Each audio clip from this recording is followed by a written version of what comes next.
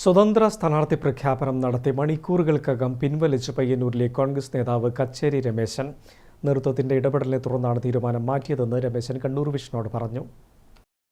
പയ്യന്നൂരിലെ പ്രമുഖ കോൺഗ്രസ് നേതാവാണ് കച്ചേരി രമേശൻ. 2 തവണ നഗരസഭയിലേക്ക് തെരഞ്ഞെടുക്കപ്പെട്ടിട്ടുണ്ട്. പയ്യന്നൂരിൽ നിന്നും സ്വതന്ത്ര സ്ഥാനാർത്ഥിയായി മത്സരത്തിനിറങ്ങും എന്നായിരുന്നു സാമൂഹ്യ മാധ്യമങ്ങളിൽ കച്ചേരി രമേശൻ പ്രതികരിച്ചത്. എന്നാൽ മണിക്കൂറുകൾക്കുള്ളിൽ നേതൃത്വം ഇടപെട്ടതിനെ തുടർന്ന് രമേശൻ നിലപാട് മാറ്റി.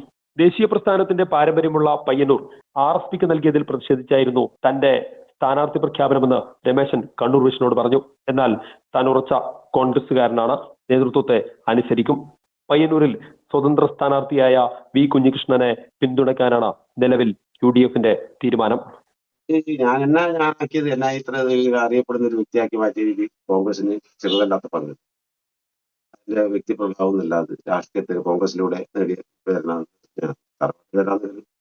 അത് ആള് വിളിക്കുന്നത് കോൺഗ്രസിന്റെ ഒരു ആളായതുകൊണ്ട് തന്നെ ആ ഒരു പ്രസ്ഥാനത്തിനെ തള്ളി പറയാൻ ഞാൻ ആളല്ല. അതിൽ പ്രതിഷേധം ഇപ്പോൾ ഉണ്ട്. പിന്നെ ആ പ്രതിഷേധം നേതൃത്വത്തെ ഞാൻ അറിയിച്ചിട്ടുണ്ട്. ഇത് നമുക്ക് പരിഹരിക്കാം നല്ല രീതിയിൽ സംസാരിച്ചിട്ടുണ്ട്.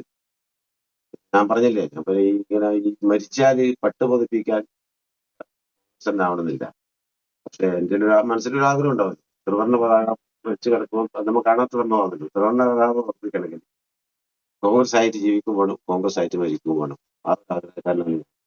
അതുകൊണ്ട് ഞാൻ എന്റെ പ്രതിഷേധ നേതൃത്വത്തെ അറിയിച്ചു എന്നല്ലാതെ സ്വതന്ത്രമായിട്ടൊന്നും മത്സരിക്കില്ല. പിന്നെ പയ്യന്നൂർ.